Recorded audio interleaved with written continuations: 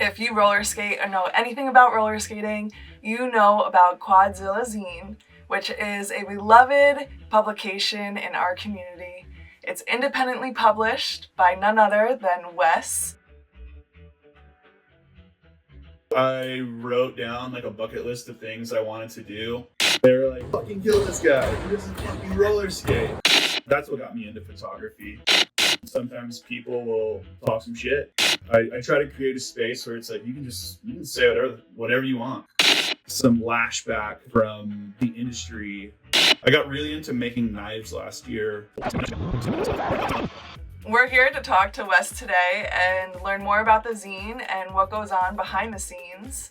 And so I'm going to turn it over to Wes. Can you please tell us a little bit about yourself, where you're originally from, where you are right now, and yeah. I'm originally from San Antonio, Texas. I lived in San Antonio until I was 9.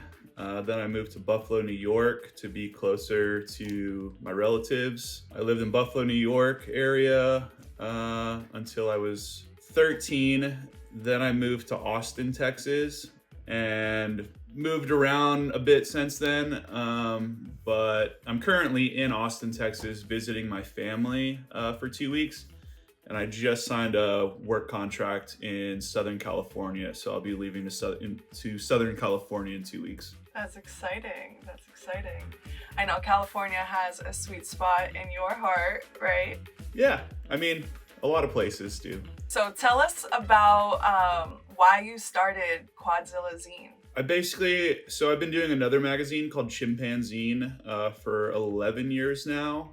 And every time I would come back to Austin, Texas, to do zine releases, I noticed that there was more and more quad skaters that were showing up at like the DIY and the backyard bowl sessions. So as this community kind of integrated into my community, I was just interested in capturing photography. And then I had the idea to do a magazine because I was like, well, this is part of my community. I think it's pretty cool. Yeah, I just started capturing photography, going around. I didn't know anything about roller skating really. Like I didn't know that it existed outside of Texas even. I thought that it was exclusive to Austin, Texas. So I was like, oh, I'll make like a little mini zine, and it was basically just like a fun side project that I started working on. I never really had any goal with it except just to make a zine. That's awesome. Yeah, showcasing the homies, starting with that local aspect and local community. So I originally met you, Wes, in Montreal, not this past year, but the year prior. And we were there for the Montreal Cup, and you were traveling around the East Coast at the time. And then we linked up again when you were passing through New Jersey, which is where I am from. And we were able to hang out with a couple friends and travel to a couple spots and shoot a couple photos, which are in the East Coast issue, which is issue 5 of Quadzilla. And since then, you've been traveling a lot more, came out with another issue, and are about to come out with another issue on top of that, issue 7. So tell us a little bit about your life so we can get a grasp on what this looks like, featuring skaters across the country and beyond. Tell us about your lifestyle on the road. When did it start? How do you travel? Yeah, so I've been traveling pretty consistently now for like 5.5 years.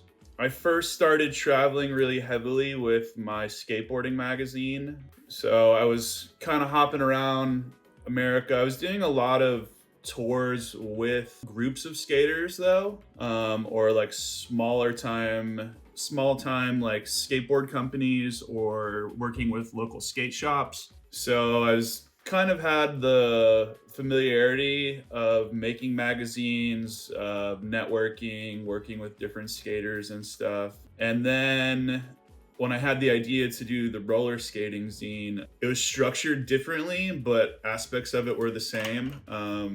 Like there's not there's not like I go to a city and there's like a roller skate team in every city. So it's like I have to, whenever I did issue 1, it was like a big game of telephone. I would be in Buffalo, New York, and I would be like who do you know in Toronto? Like who skates here? I didn't have like social media for roller skating either at the time. So people were just trusting me blindly that I was going to carry through on what I was doing. And so, yeah, but I kind of how my year is structured at the moment is I'm teaching in Southern California. So I teach forest ecology up in the San Bernardino wilderness. I love it. It's my favorite job. One of the many things that I love that doesn't pay at all. But definitely have my heart fully invested in it. And then I do a summer program in Fort Collins, Colorado called Launch Community Through Skateboarding. So I do that for 10 weeks. And the whole time I'm working these jobs every weekend, I'm kind of weekend warrior, getting out there, shooting photos as much as I can. So in California, I'll shoot photos every weekend. When I'm in Fort Collins, Colorado, I have more free time. My summer, I run the summer camp program. And where do you stay? I live in a van full time. In California, I have a cabin provided to me by my school, which is pretty nice, something new to me. Also, like my first time having roommates in like a really long time, which is I was really scared about, but it ended up being really cool. Yeah, and then when I moved to Colorado, I have more free time to edit all the stuff that I captured. So then I'll put out a magazine end of summer, hop back in the van, get on the road, and go to whatever part of North America I feel like going that year and capture more stuff. At that point, I'm like full time. Like I don't have a job, so I'm just out shooting photos as much as I possibly can, just trying to line up as many photo shoots as I can. And then I'll edit while I'm on the road as well. So I'm just like going. And then I leave the country for like 2 months every year. I love that. It's the only way I know how to like take a break. So I just leave the country. I usually like to go to a country or countries where my dollar can stretch a little further. Take a break from everything on wheels. Yeah, like so no skateboard, no roller skating. I just go hike around.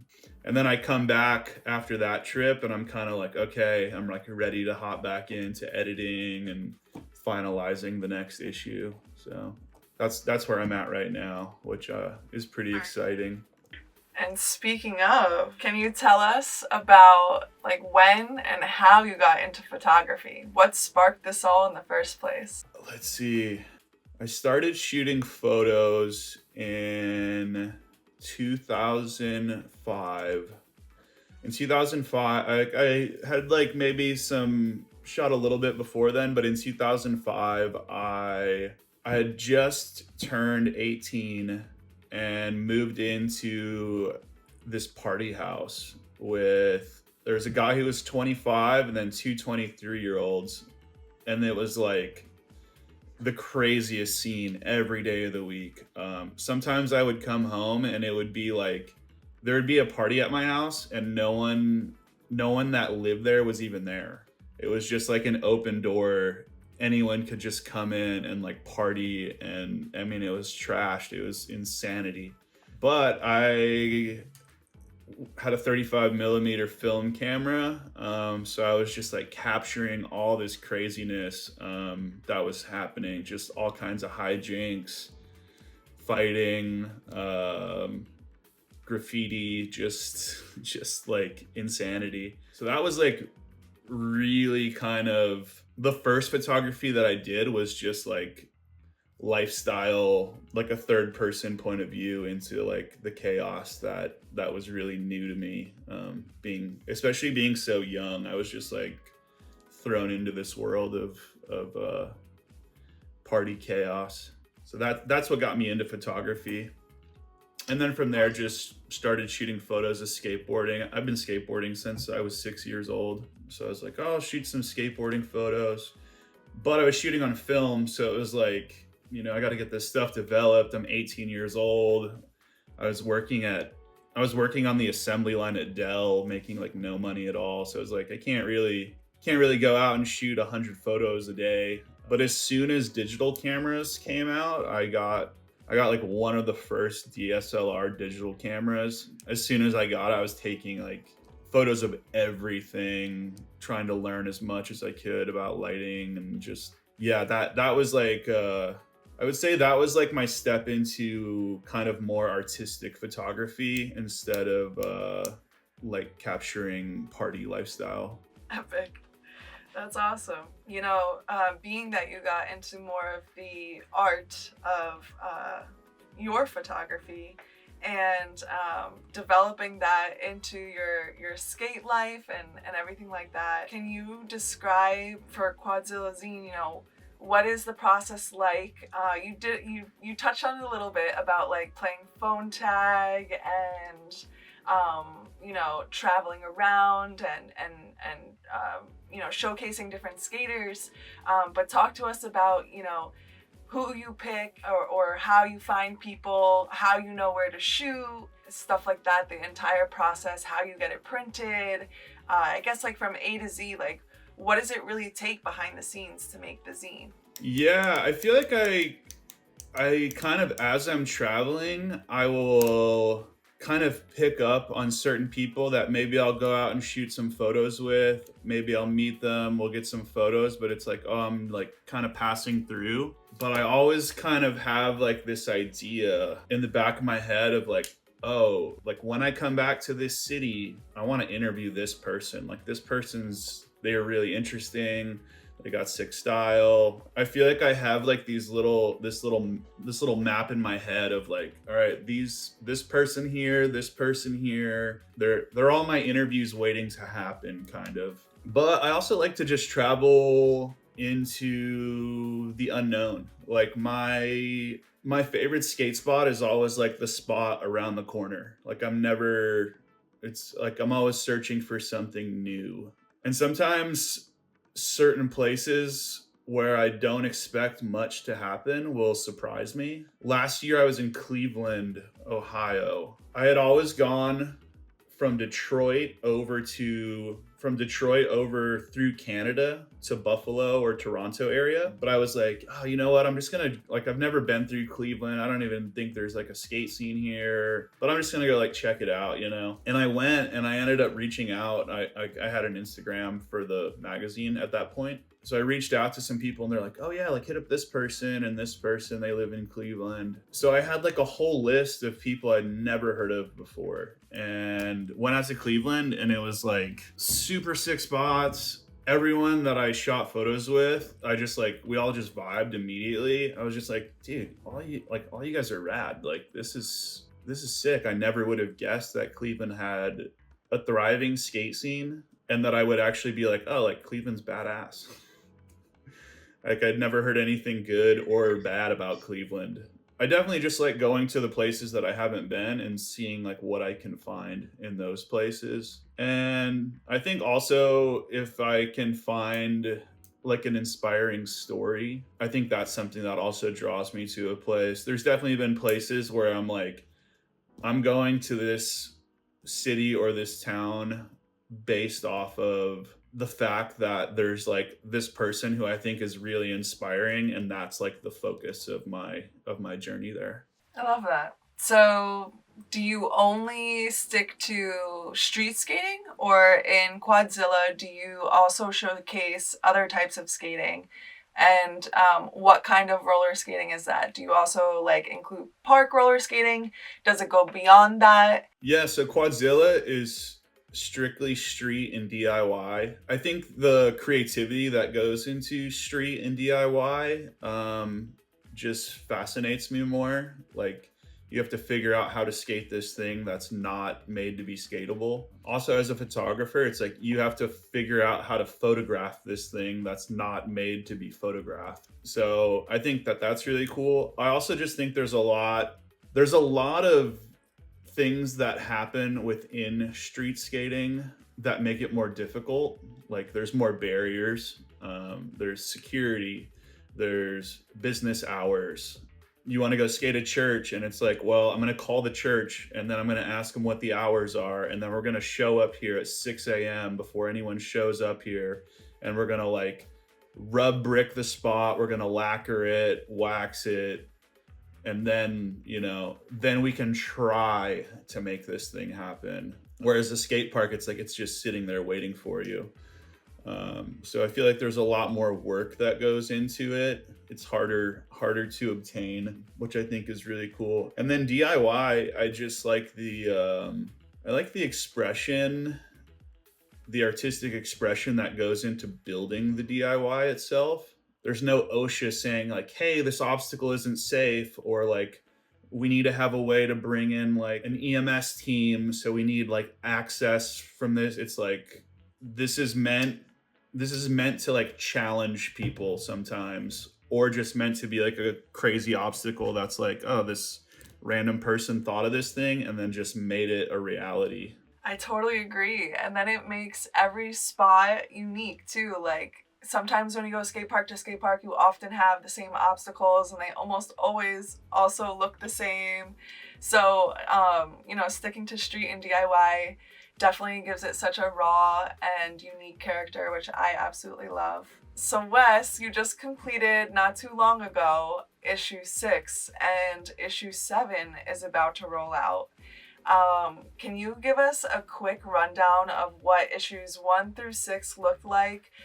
You know, like maybe what regions were you in, and if you have like a highlight from them that you want to share, go ahead. Yeah, okay. This is I will do my best. Okay, issue 1, I started in Texas. Then I went to Colorado to do my summer program camp that I always do at launch. And so then I captured skating in Denver. And then from there, I was making the skateboarding magazine one also. So I went up to Montreal to Dime Comp. It's like a big skateboarding contest. It's like the coolest skateboarding contest there is. As I was doing my skateboarding trip up to Dime Comp, I kind of stopped through like Toronto, Detroit, went to Montreal, and then went down the East Coast, some Baltimore, Philly, New York City. What year was that in? 2021. Okay, wow. The first picture I ever took for the magazine would have been in like March 2021. That's amazing. Yeah. And then issue 2 was like the Southwest in California. Then issue 3, Colorado, up to Alberta, Canada. I went to Edmonton, the most northern city in North America.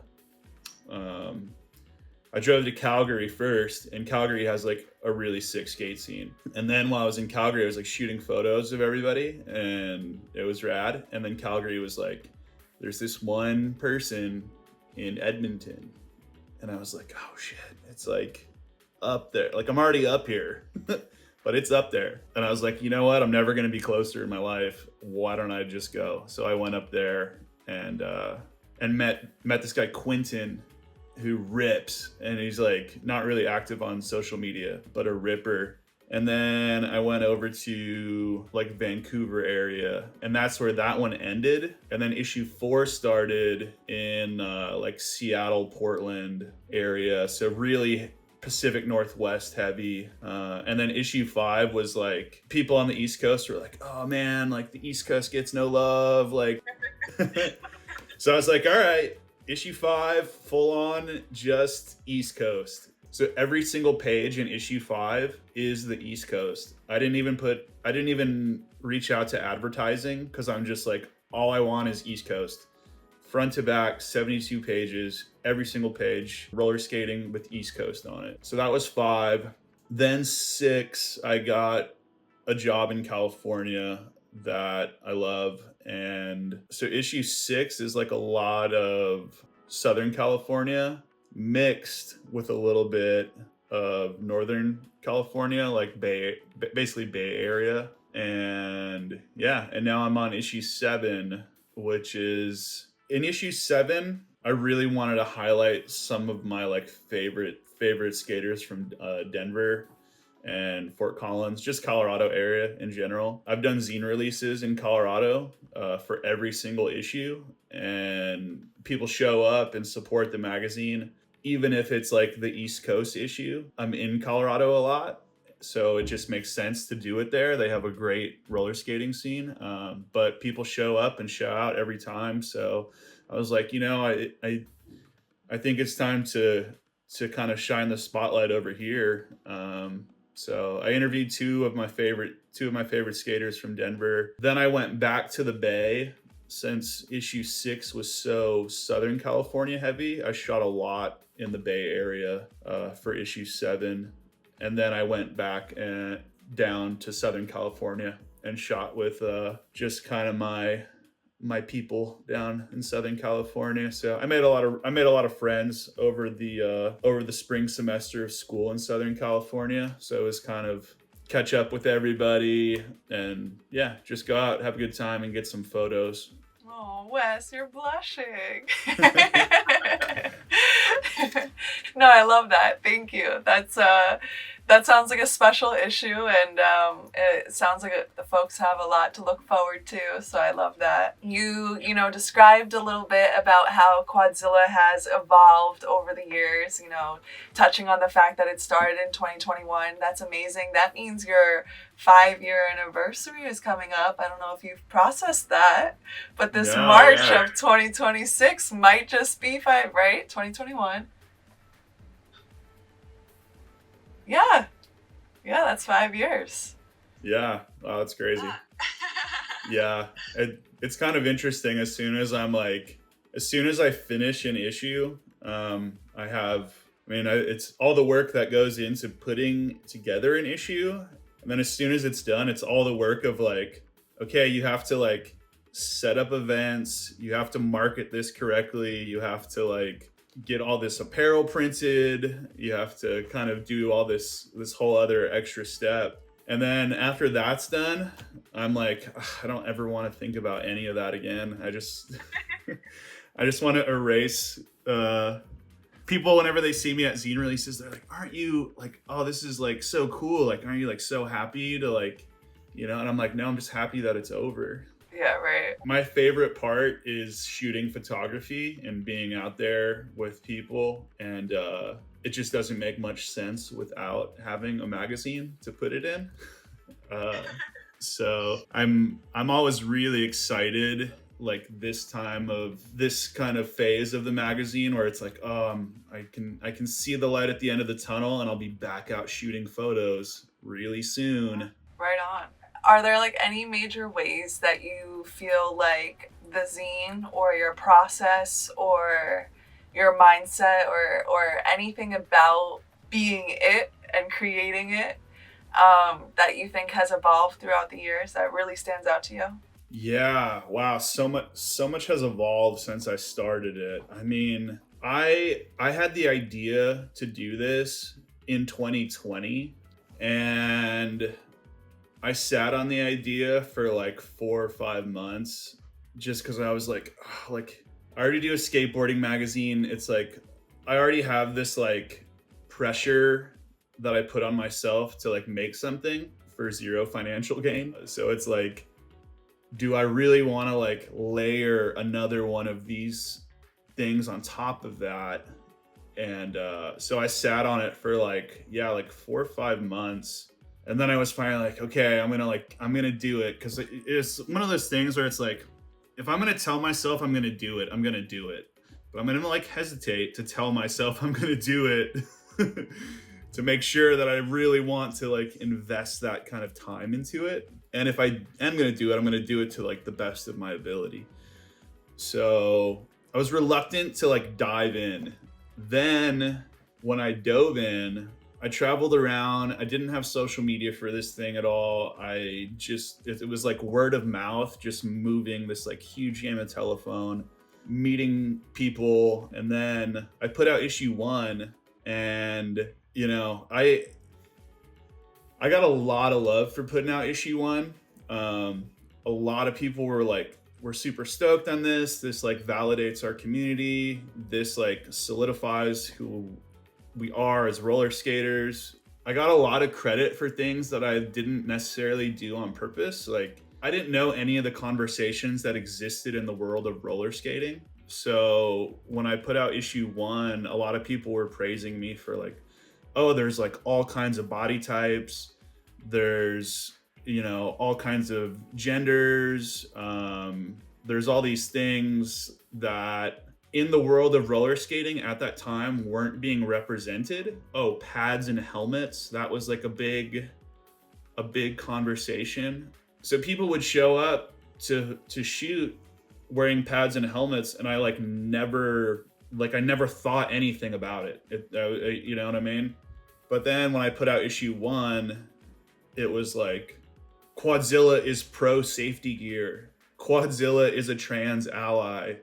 And I was like, oh, I've never even thought about this stuff. I am just trying to document the scene as a whole. So that was really interesting. But then there was this other group of people, a smaller group of people who were kind of like, so like nobody knew who I was, you know, and which makes sense. But then they found out that I didn't roller skate. They're like, fucking kill this guy. He doesn't fucking roller skate. Like, he's a culture vulture. He's like trying to profit off of our community. It was kind of all these things. And then, you know, I feel like it became more of a topic of in roller skating of like, okay, so now I created this thing that represents the whole of the roller skate community.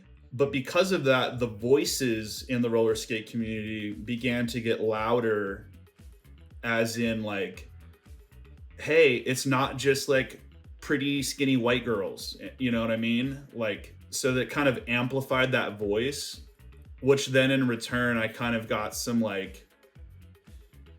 lashback from like the industry that was like, fuck this guy. He's like not good for our brand of roller, you know what I mean? And there were certain people in the world of roller skating that I had met in roller skating, and I was kind of like, when I met them, I was like, oh wow, you're like really invested in roller skating. Like I kind of look at you as like, I'm really invested in making a zine, and I'm really invested in capturing the community. And especially after hearing the community's feedback, it was like, oh, like I understand the importance of like this thing that I randomly pursued now that I'm hearing how important it is to everybody. But there were certain people who kind of tried to take me down because I had kind of stolen their spotlight a little bit. And those were the same people that I kind of like looked up to in the world of roller skating of like, oh, you're super invested in roller skating, and you're like super passionate about it, and you're like pursuing the growth of it. But then when I also pursued the growth of it, you kind of like turned on me, and I took that really kind of to heart like back in this phase of whatever I was doing, you know what I mean?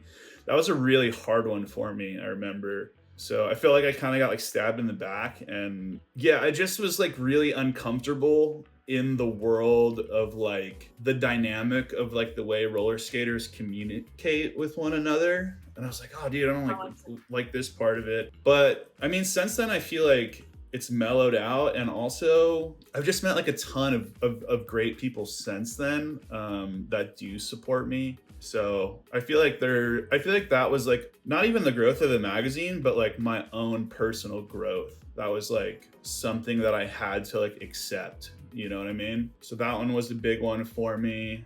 And yeah, I think also as far as like the growth of the magazine, I mean, I'm really grateful when people just tell me their opinion on stuff. Like there's like random stuff that I never would think about, and people come to me and they're like not rude about it at all, but they're like, hey, I just don't like this, you know? I used to make these bags. I made them for Quadzilla Zine, my skateboarding magazine, for forever, like since day one. I've just the same bags, but with different logos and stuff on them. But this girl came to me and she was like, love the design, but she's like, I really like it when the bag just hangs down a little further. She's like, the bag is like in my armpit. And I was like, oh, I never thought about that, but like I see what you're saying. So I think a lot of the growth too is like I'm getting more comfortable with like throwing different ideas around and kind of seeing what sticks. And then also just building like an amazing team of like writers and artists. Like there's so many talented artists and writers in the world of roller skating, skateboarding. I mean, this is just a magnet for that kind of talent. So I think finding people that I work well with and that kind of thing has really been significant in my like production time of things. Like I'm always trying to speed up my production. I'm always trying to like cross things off the list as fast as I can. But when I can have people where it's like, okay, I know that this writer has this task covered, it's like, cool. Oh, like that's one less thing I have to like worry about. You know what I mean? Talk to me a little bit about that. So how often do you have contributions that are not necessarily yours, right? So how often are you having submissions or you know, other writers contribute to the zine? Yeah, so all the writing is done by roller skaters. I have written a couple articles in the magazine per the request of the roller skate community. They were like, hey, you should do some writing for the zine. So I was like, you know what? I will. But yeah, almost every article is submitted by the roller skate community. Almost every single artist is part of the roller skate community. So the point of the magazine is to be a platform for the community as a whole. I try to shoot photos of the community as a whole, and then like the voices in the magazine are the community as a whole. I don't pander to the industry at all or like anyone's specific, you know, point of view. I try to create a space where it's like you can say whatever you want. So I mean, sometimes people will talk some shit and it's like, oh, okay, go for it. You know, right on. Okay, so we talked a lot about the history of the zine and stuff like that, but I want to know some of the lore, if you will. Was there ever a time, or maybe a few times, like have you ever found yourself in the situation where you're maybe laying on the ground or hanging from a tree, you know, getting the right angle for the shot, but terrified for the skater and their safety and the stunt or like the trick that they're performing? Yeah, actually, I was just talking to one of my friends about this the other day, and it was pretty recently. In San Diego, there is this spot that I saw.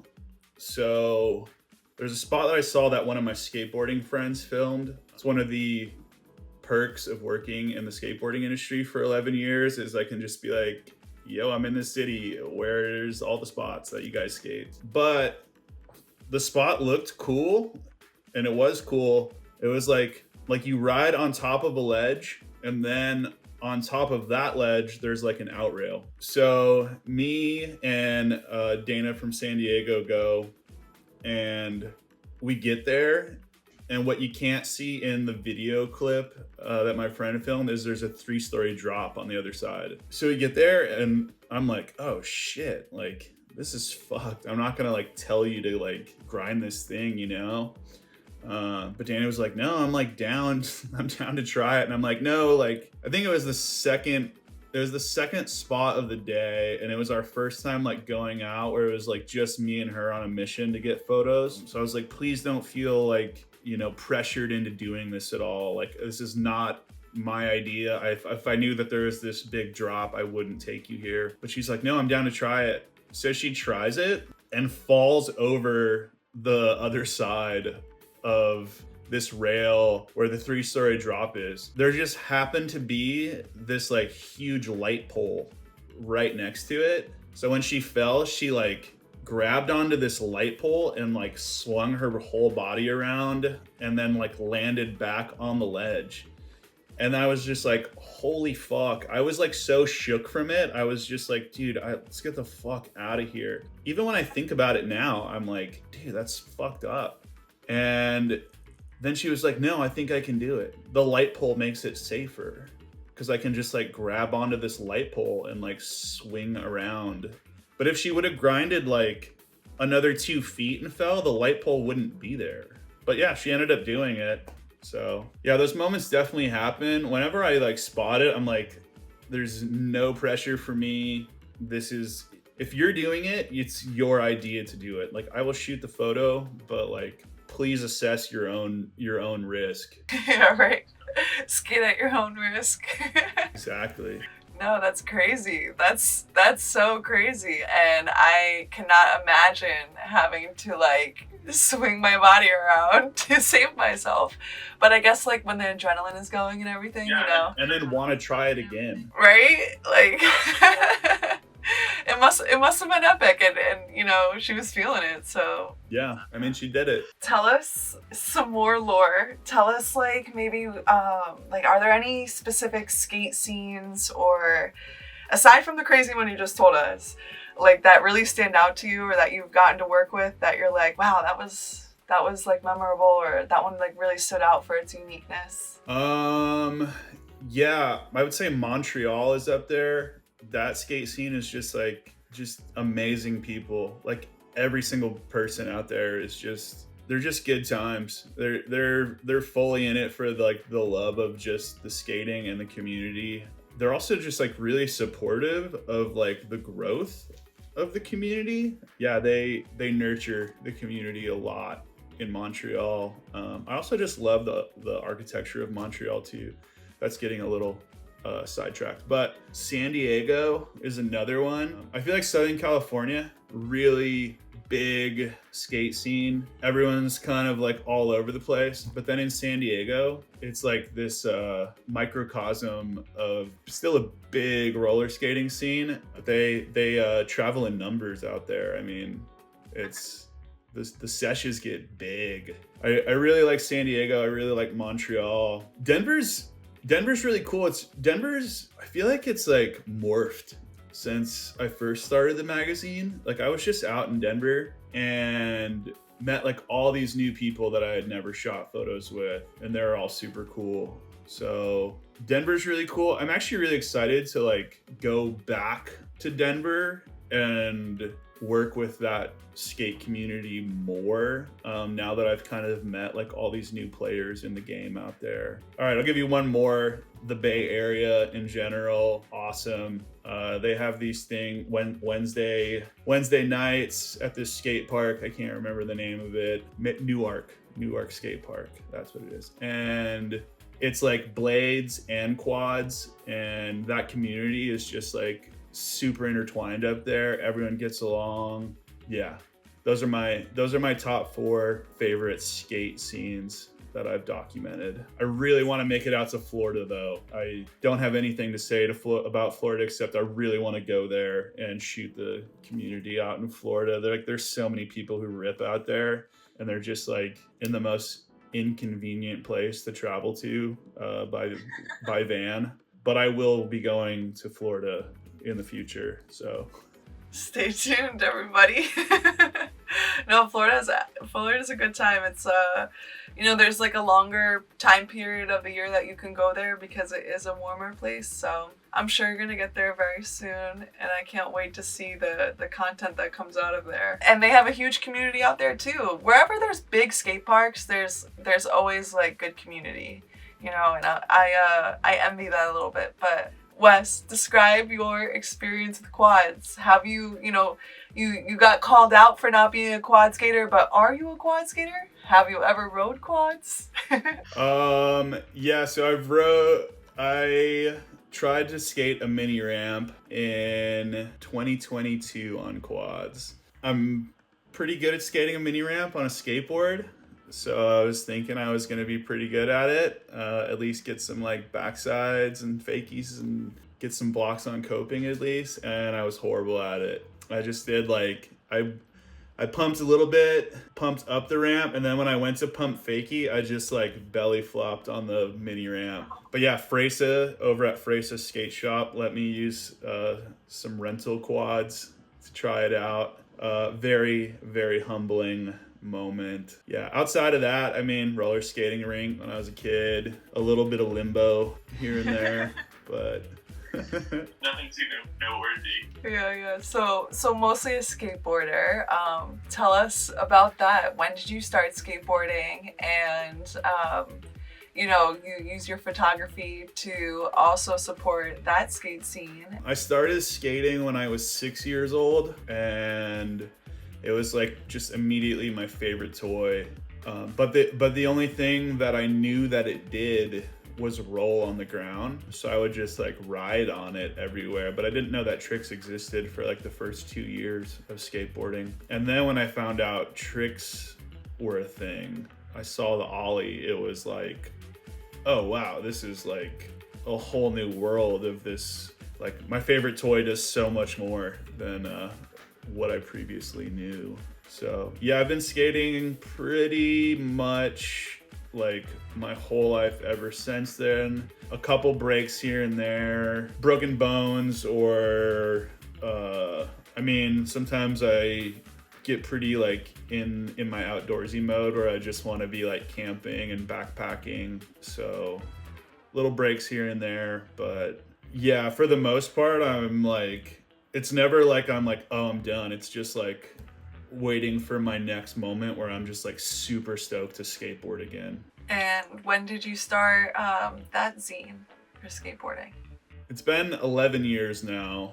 And before I started that zine, I filmed a full-length skateboarding video that took me 3 years to make. And in those 3 years, I put like 70 something thousand miles on my car.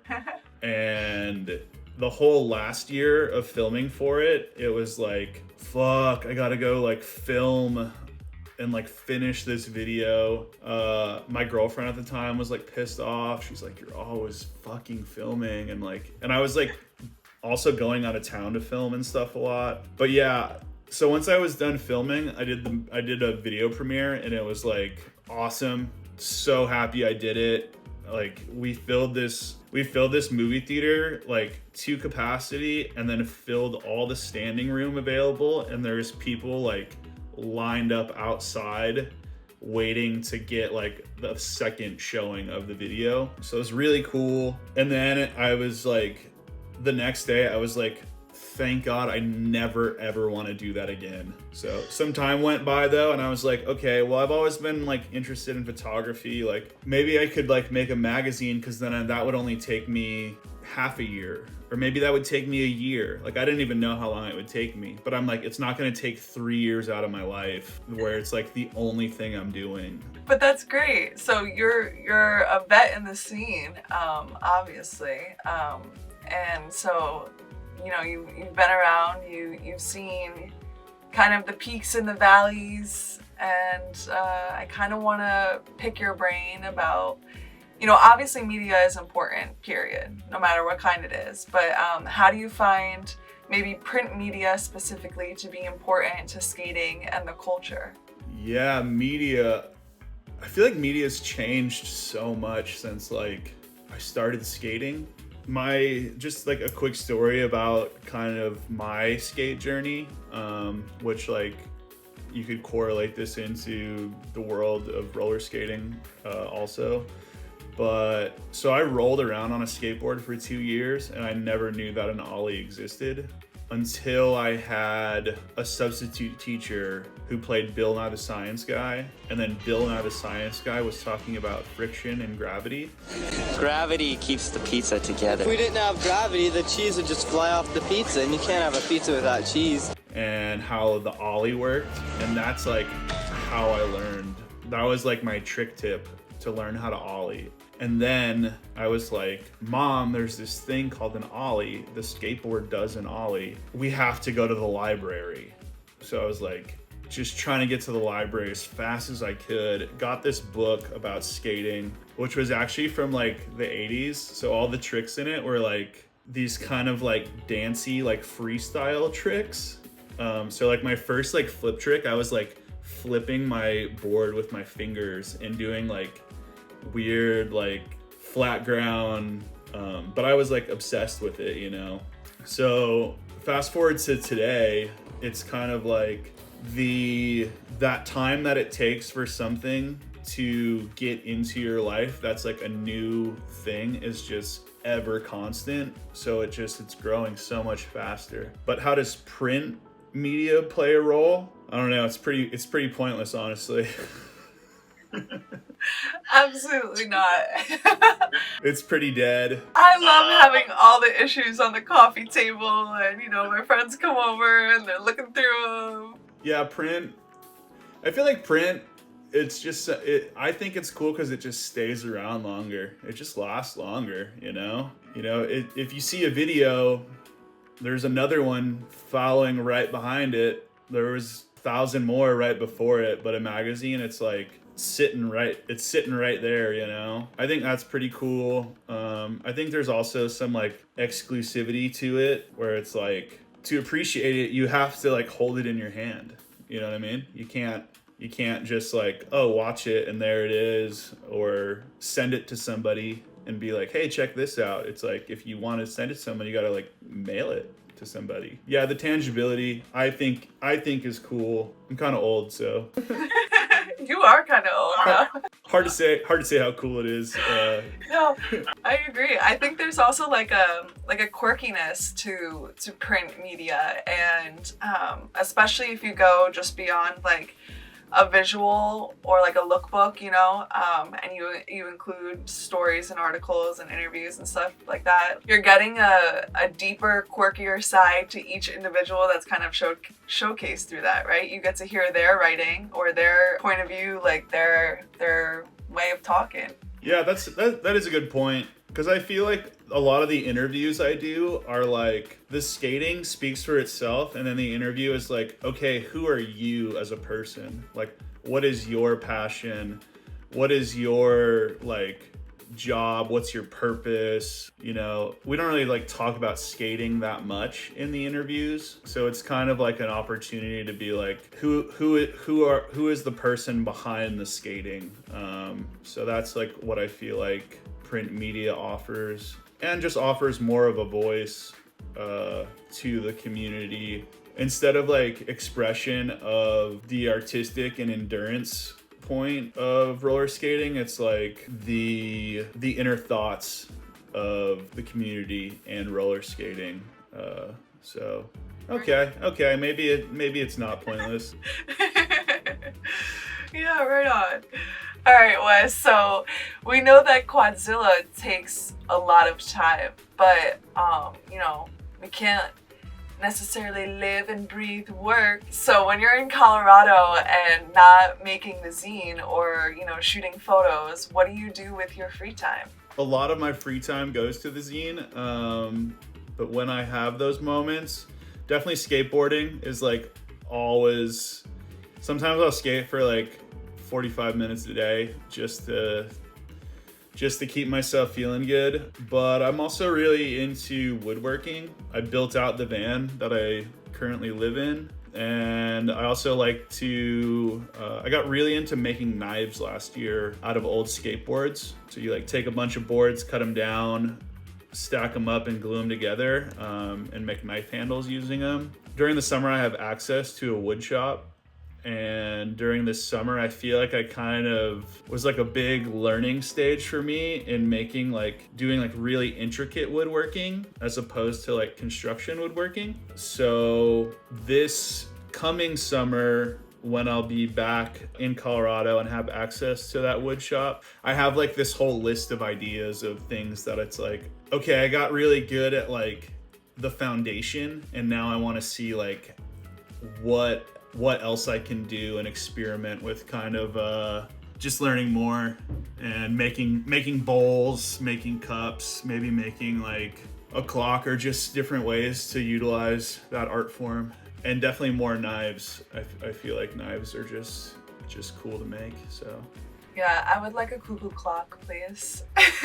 Yeah. That's cool. I love that. It's always good to, be multifaceted and explore different art avenues, because I know as, a photographer and editing and sitting behind the computer that you can't do that forever, and you have to kind of give yourself a little fresh wake up every once in a while, and just like explore different things.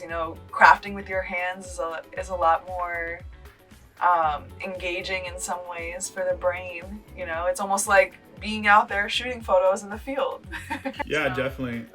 I also do in Colorado specifically. Well, not specifically, but I just have, when I'm in Colorado, it's when I have the most free time available to me. But I love backpacking, camping, hiking. So I do a lot of that. Before I was doing 2 magazines and my life is like overwhelmingly busy now. But there was a time when, I would just disappear into the woods for weeks at a time. And I really enjoyed just the solitude, being by myself in the woods, backpacking. So when I leave here to go to California, I'm definitely trying to do a couple backpacking trips. Yeah, not exactly sure where. Maybe do like rim to rim Grand Canyon. Epic. So Wes, I don't know how you do it, but you did it, and you just got back from a 7-week trip in Asia.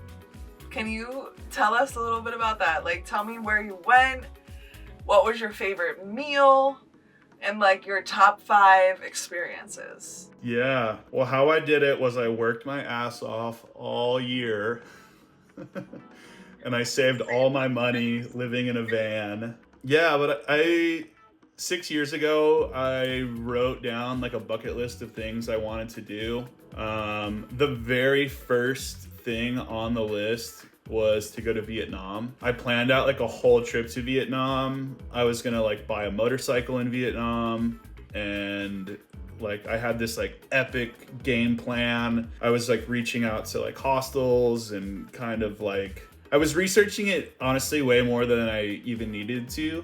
And then COVID happened. So it was like, oh, well, that's not happening. COVID happened. I lost my like job, my cushy state job. And then, so I just had to focus on other things. And so I kind of crossed off like a bunch of the other things on the list, all the other things on the list. And then the last one was like, okay, like now it's time to go to Vietnam. So I went to Korea, Vietnam, Malaysia, Thailand, and Japan. Yeah, it's hard to say favorite. I feel like all the places I went like complemented each other in a way that like I couldn't have appreciated certain things about one place without like experiences from another place. So like, and even like the worst parts of the trip were like epic. I mean, I did everything like super budget. So I was staying in places that were sometimes like under $2 a night. One of them was like a cubicle made out of like metal scraps. Like it was like a 8-year-old made a fort with a bunch of trash and put a bed in it, and it didn't have electricity. So it had like these walls, and then it had a roof, but there was no like connecting piece at the top. So it was like a cubicle under a roof, and there was like wild animals running around. It was interesting. But then another place would be like, Korea and Japan were like super modern. So I would stay at a place in Japan where it's like I can download an app to press a button to heat the toilet while I walk to use the bathroom. But both experiences are cool in their own way. I liked how gritty Vietnam was. Like there was definitely some like what the fuck moments, like a goose getting its head chopped off in the middle of the street and the blood is like just flowing into like the train tracks because like someone just bought the duck and they want the meat. There's like not a lot of refrigeration. So you want the food to be like as fresh as possible. So they like will kill the animal in front of you to like proof of freshness kind of. But yeah, I mean, I just saw lots of like some cutty shit in different parts of Vietnam. And I'm also like a big street photographer. So I definitely kind of gravitate to some of these kind of cuttier spots, different places where you're going to see some kind of off the grid action. Traveling solo there too, everyone, like the only way to level up in Vietnam is to learn English. So it was really interesting how many people want to learn English. I had a guy follow me off of his job site. He's like in high vis gear and he's like running up to me. I'm like, yo, what the fuck? Like, people are like trying to sell you stuff a lot in Vietnam. So I'm like, oh, I don't know, this guy's trying to sell me something. And then he's like, hey, I wrote this like these 3 paragraphs. Can you check my English for me? Or I met these 2 moms started learning English 4 years ago, and now they're trying to teach their children English while they're learning it themselves still, but they go to this like touristy spot every night and try to find someone that they can like talk to practice their English. But I'm kind of the perfect candidate because I'm by myself. And I'm just a teacher naturally. So I was like, yeah, like, oh, you know. But yeah, I stayed at 2 different schools out there also and worked with the kids at the schools. I got caught in a rainstorm one time and this lady was like, hey, come in out the rain. You can like come into my house. And she made me hot tea. And then she was like, her daughter came and was like, this is my 9-year-old daughter. She's learning English. Can you help her? And I was like, oh yeah. So I helped her for like an hour and it dried up. And then they're like, no, like stay for dinner, like more English, more like, and I'm like, no, it's like dry outside. And they're like, no, like anything we can make you stay to help her with her English. But then when you travel out there too, you'll see like a big business operating where it's like you have like 20 guys who are like running this like port, boats going in and out and everything, you know? And then you have people who speak English who are like trying to get on these boats and go to different places. But then you have like a 19-year-old kid who can speak English who's in charge of all these guys because he's the most valuable person in the situation because he connects all the English speakers to all the people running the boat dock. You know, so I'm sure he's making more money than all the people that are operating the whole boat system there. So that was kind of really interesting to see. Wow. Well, overall, it sounds like it was a very life-changing trip. I have a couple things that I got to do before I make a new bucket list now, but 6 years ago, whenever I made that bucket list, I kind of really started heavily documenting just my life in like working as a skateboard zine creator, a roller skate zine creator, living in a van, traveling to other countries, kind of seeing like non-touristy places in other countries. But I've been working on a photography book for the last 6 years. That's in the works. I'm going to be putting that together once I move out to California.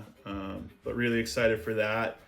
And then once that's done, I'll create a new bucket list and maybe a new photography book to go with finishing the bucket list as well. That's amazing. It's like the world through Wes, you know?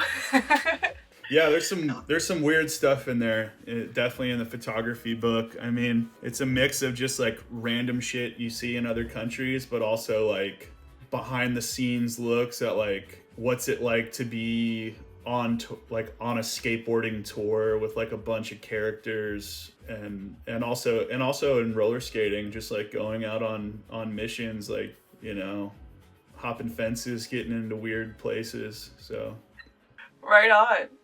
Yeah, no, that's gonna be epic. I can't wait till the book is ready and complete, because that is like modern art right there. I can't wait. Amazing. So I'm sure when the book is ready, you'll let everyone know where they can find it. But for now, can you let us know where we can find Quadzilla Zine?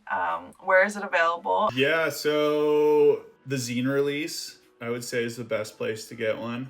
The zine releases are pretty fun. I've been really lucky to have like so many so many different like companies and venues be down to support me. It wasn't that way for issue 1. Nobody wanted to support me venue wise. Yeah, it's really just at the zine releases and online. We might be getting some zines into a couple skate shops, but the skate shops, it's like, oh, if the photography is like in our neck of the woods, then like we want it in our shop. But also there's like no margin on the magazines.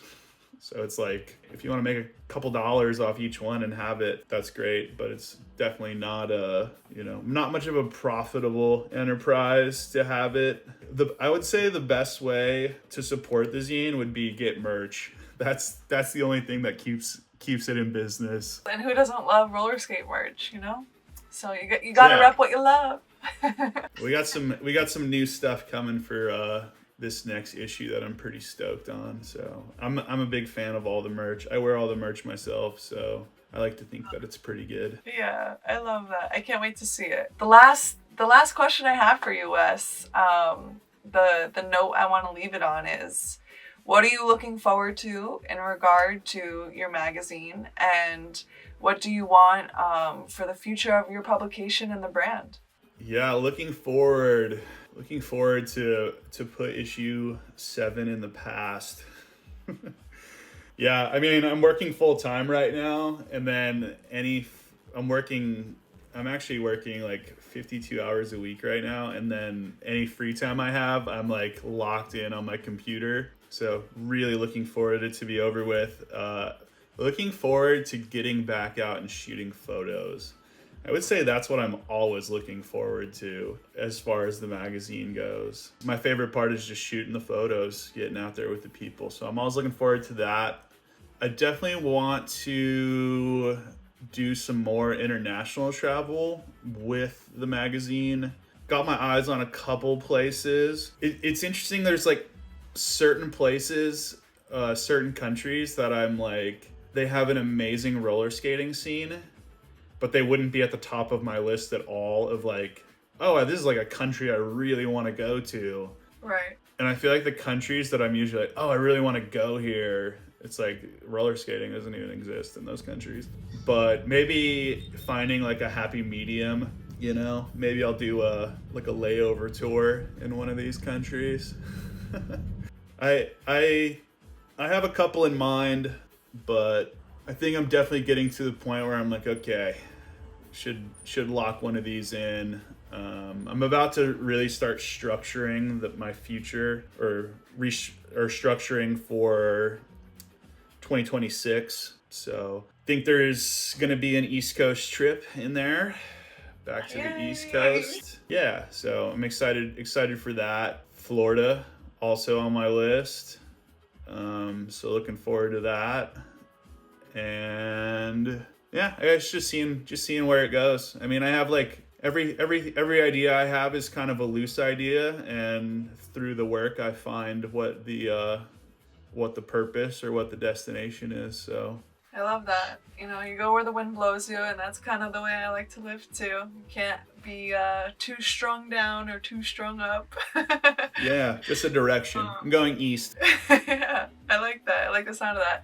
And you never know. You might be surprised, just like you mentioned earlier, the places where you might not think there's a roller skate scene, you might get shocked and surprised, and there is an underground scene. You never know, you know? That is true. So yeah, don't put any location past the brain, I guess. But Wes, it was such a pleasure to learn more about Quadzilla, to learn more about you. You're such an interesting character, and I hope that you can continue to have safe travels in your move to California as well. I can't wait for issue 7 to be released, and it probably is at this point. So guys, go check it out. Buy yourself some merch, support Wes, support Quadzilla, and you know, let's keep the wheel turning so that all of this can keep happening. Because you know what's interesting is, even if Wes was to continue to go back to the same location over and over and over, because our scene is growing and living and breathing, there's going to be new roller skaters to highlight all the time. So it's epic. I love it. Thank you, Wes. I'm going to turn it back to you for any last minute thoughts or feelings or vibes you want to share. Cool. Oh, I feel like I should have something good to say here. No, yeah, I'm just excited to get back out there. So this is what I love doing. I've been doing it a long time now, and I think it's one of the many things that I love doing. Like I love teaching. I love being in nature. I love doing skate camp, working with kids, and I love making magazines. So I'm really lucky to kind of have found all these things that I really enjoy doing. Thank you to the people that support it and allow me to live this lifestyle and continue doing what I love.